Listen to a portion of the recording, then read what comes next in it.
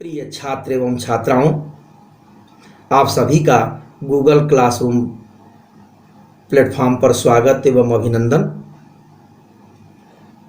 आज हम सब अपने प्रथम प्रश्न पत्र की अंतिम यूनिट की अंतिम कक्षा में उपस्थित हैं।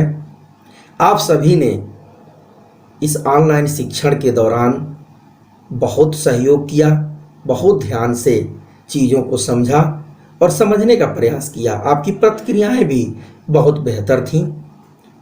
उससे हम सभी का उत्साह बढ़ा और आगे भी इस प्लेटफॉर्म का उपयोग हम सब सदा करते रहेंगे, ताकि हम लोग एक दूसरे से अच्छी स्थिति में भी और विपरीत परिस्थितियों में भी जुड़े रहें, ताकि शिक्षण जो कक्षाओं में जो शिक्षण होता है उसके अतिरिक्त भी हम लोगों के पास एक अवसर हो एक दूसरे से मिलने का, जुलने का, अपनी बात करने का।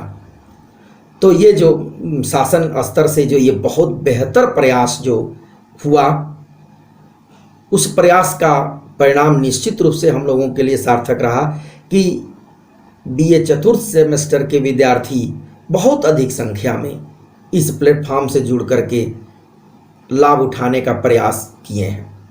तो अब हम लोग परिभाषा तक बात कर चुके थे वैश्वीकरण की। अब उसमें जो चार पक्ष तो हम लोगों ने देखा था, एक संरचनात्मक पहलू। तो अभी हम लोगों ने बात की कि भारतवर्ष में इस प्रक्रिया के आने के बाद निश्चित रूप से गरीबी उन्मूलन के कार्यक्रमों पर प्रभाव पड़ा है, साक्षरता का भी दर बढ़ा है, तकनीकी दक्षता के क्षेत्र में प्रोफेशनल्स की स्थिति में बदलाव हुआ है। तो स्ट्रक्चरल फ्रेम में जो व्यवस्थाएं हैं वो बदली हैं। आज प्राइवेट सेक्टर्स में जाने से सेवाओं का स्वरूप बदल गया है और सेवाएं बेहतर तरीके से उपलब्ध हो रही हैं। सभी के लिए कोई भी चीज़ एक्सेस करना आसान हुआ है। आज हम लोगों की इस स्थिति में हैं कि घर बैठे सारी चीज़ों को आप एफर्ट कर मंगा सकते हैं। आपको पूरे एक महीने के सारे सामान मंगाने हो, दैनिक जो दिनचर्या के खर्च की है, एक साथ लिस्ट बना करके वो सीधे आप तक वो डिलीवरी हो रही है। होम डिलीवरी की जो सिस्टम हुई है, तो होम डिलीवरी में भी बहुत सारे लोग लगे हुए हैं काम को करने के लिए। एक माल ही बना हो तो उस माल के अंदर कम से कम 200 लोग काम करने वाले हैं। एक ही जगह पर सारी चीजें भी उपलब्ध हो रही हैं। तो ये जो संरचनात्मक फ्रेम में जो बदलाव हुआ है, परंपरागत काम करने के जो तरीके में बदलाव हुआ है, जातिगत बंधनें टूट गई हैं, मोबिलिटी बढ़ी हुई है, रोजगार चुनने के अवसर बढ़ गया है।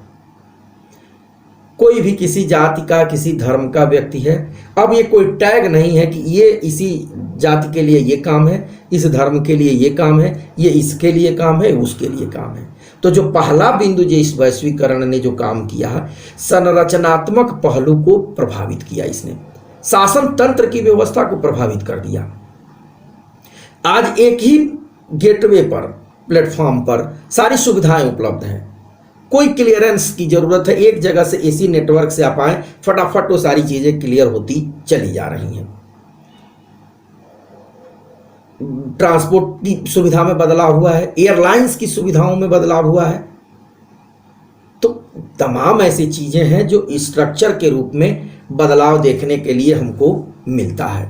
दूसरी जो बिंदु थी हम लोगों के पास में कि आर्थिक प्रभाव से, तो आर्थिक में भी रोजगार के क्षेत्र में बदलाव, कृषि के तरीके में बदलाव। आज पूरी कृषि अपनी व्यवस्था जो हुई है वो तकनीक से हो चुकी है, बहुत सारे टेक्नोलॉजी का उसके अंदर उपयोग हो रहा है, श्रम की बचत वहां हो रही है। तो प्राथमिक क्षेत्र में भी श्रम का विशेषीकरण आज हम लोगों को देखने को मिल रहा है। जो चीजें बहुत दिनों तक जिस प्रक्रिया को पूरा करने में होता था, अब गेहूं तैयार हो, गेहूं की कटाई होने के बाद उसकी और उसको घर तक लाने की जो प्रक्रिया थी वो बहुत बड़ी प्रक्रिया थी। आज बड़ी बड़ी मशीनें आने के बाद वहीं पर उसकी थ्रेसिंग हो जा रही है, कटिंग भी हो जा रही है, और वहीं पर जो उसके डंठल है उसके लिए उसके दूसरे रूप फॉर्मेट में उसको बदल दिया जा रहा है। तो ये टेक्नोलॉजी के चलते वहीं से सीधे मंडी तक पहुंच जाना। तो ये जो विपणन भी बदलाव हुआ है, तो आर्थिक क्षेत्र के तीनों जो सेक्टर हैं, इस वैश्वीकरण की प्रक्रिया ने ये पूरे इसको हर चीज को ऑनलाइन प्लेटफॉर्म पर ले आके खड़ा कर दिया है।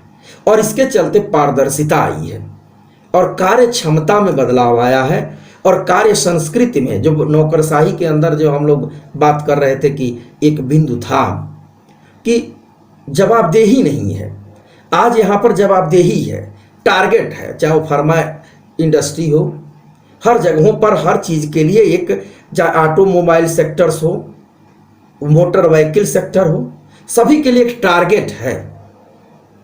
तो उस टारगेट को प्राप्त करने के लिए नए नए तरीके सोचे जा रहे हैं कि किस तरह से हम उपभोक्ता तक पहुंचे और अपने उत्पाद की बिक्री करें और उसे बेहतर स्थिति में ले आए। तो ये स्थिति जो है आज हम लोग वैश्वीकरण के कारण हम देखने में है। वैश्वीकरण ने सांस्कृतिक मूल्य, जो तीसरा बिंदु है, भारत की सामाजिक संरचना और संस्कृति को जो बदला है, आज पोशाक के पहनावे में, खान पान के परंपरागत तरीकों में व्यापक बदलाव हुआ है। आज हम फास्ट फूड के तरफ जो कल्चर में, जो संस्कृति के जो बढ़ रहे हैं, बदलाव हो रहे हैं, ये सब चीज़ें हमारे सामने हैं। इंस्टेंट फूड की बात जो हो रही है, तो ये किसके वजह से है, और इसको ये समझने की सांस्कृतिक मूल्य मान्यताओं में ये बदलाव के कारण संभव हुआ है। तो प्रिय छात्र छात्राओं, तो संस्कृतियां आज अब किसी भी बदलाव के लिए अब बाधक के रूप में नहीं है, वो सामंजस्य और करती हैं अपने अंदर, अपने मौलिक गुणों को बनाए भी रखी हुई हैं। अब ऐसा नहीं है कि पूरी सारी चीज़ें टूट के चली जा रही हैं, नहीं, अभी भी वो स्ट्रक्चर में कोई इस तरह की बदलाव की स्थिति नहीं हुई है। नई नई चीज़ें आई हैं, अपने घर की ज़िंदगी में बदलाव हुआ है, टेक्नोलॉजी हम लोगों के घर तक पहुंचा है, मीडिया हम लोगों के घर तक पहुंचा है, हर चीज़ को हम दूसरे तक ट्रांसफ़र करने की स्थिति में हैं। लेकिन अभी भी एक कहीं न कहीं पर एक लक्ष्मण रेखा है। आज वो चीज़ नहीं होती तो एक अपील के ऊपर कि जीवन है तो जान है तो जहान है। आज 135 करोड़ की आबादी इस विपरीत परिस्थिति में लॉकडाउन घरों में है, तो कैसे है? तो वो इसके लिए नहीं कि बराबर हम, थोड़े बहुत हो सकती है, लेकिन 95% जनता स्वयं की इच्छा शक्ति के बल पर घरों के अंदर है। तो वो जो रूल और वैल्यूज है कि हमारी जो लीडर है, लीडर की के साथ जुड़ना है, तो जीवन हमारी बची रहेगी, दूसरे को भी हमको बचाना है।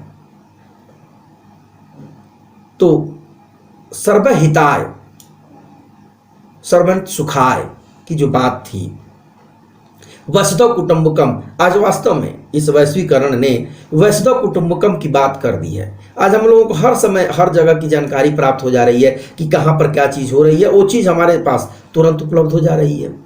ई कंटेंट हो गया सब चीज़, ई ज्ञान हो गया, ई कोश हो गया, गंगा कोश, तमाम हमारे नॉलेज के प्लेटफॉर्म्स भी बदल गए और उसके साथ हमको भी बदलने की ज़रूरत है।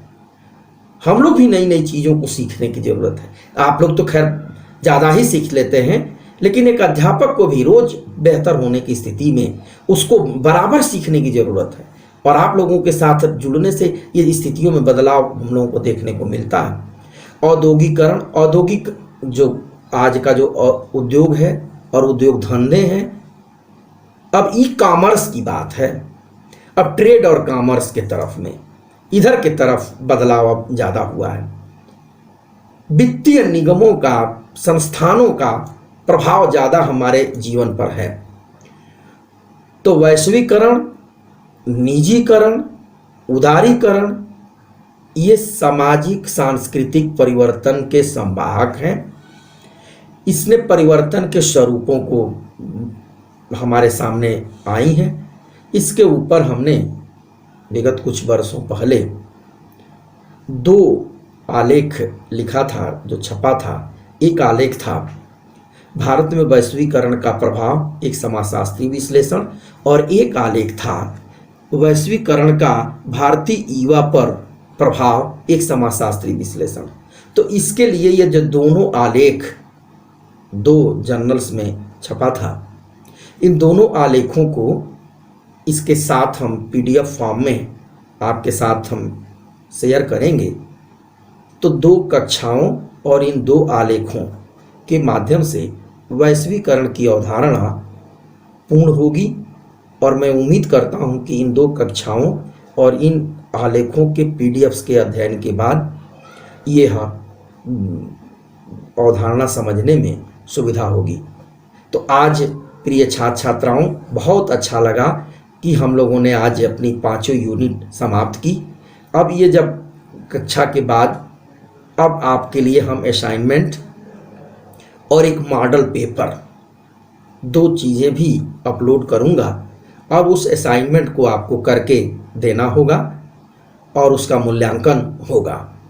तो आज अपनी बात हम यहीं समाप्त करें और उसके बाद हम सेकंड प्रश्न पत्र रिसर्च मेथडोलॉजी के जो कुछ टेक्निक्स हैं उसके बारे में भी आपके साथ हम कुछ बात करेंगे, समय मिलेगा तो इन्हीं शुभकामनाओं के साथ कि आप घर में स्वस्थ रहें। और आज हमने अपने स्तर से और आप लोगों के साथ साझा प्रयास से प्रथम प्रश्न पत्र को पूरा किया है।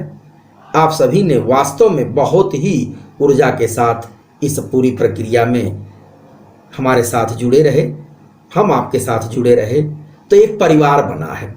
अब इस परिवार को हम लोग आगे भी बना के रखेंगे और एक दूसरे के साथ इस प्लेटफॉर्म के माध्यम से कम्युनिकेट करते रहेंगे, अपनी बातें लिखते रहेंगे और एक दूसरे से साझा करते रहेंगे ताकि इससे और भी बेहतर तरीके से एक दूसरे के सामने हम लोग प्रस्तुत हो सकें।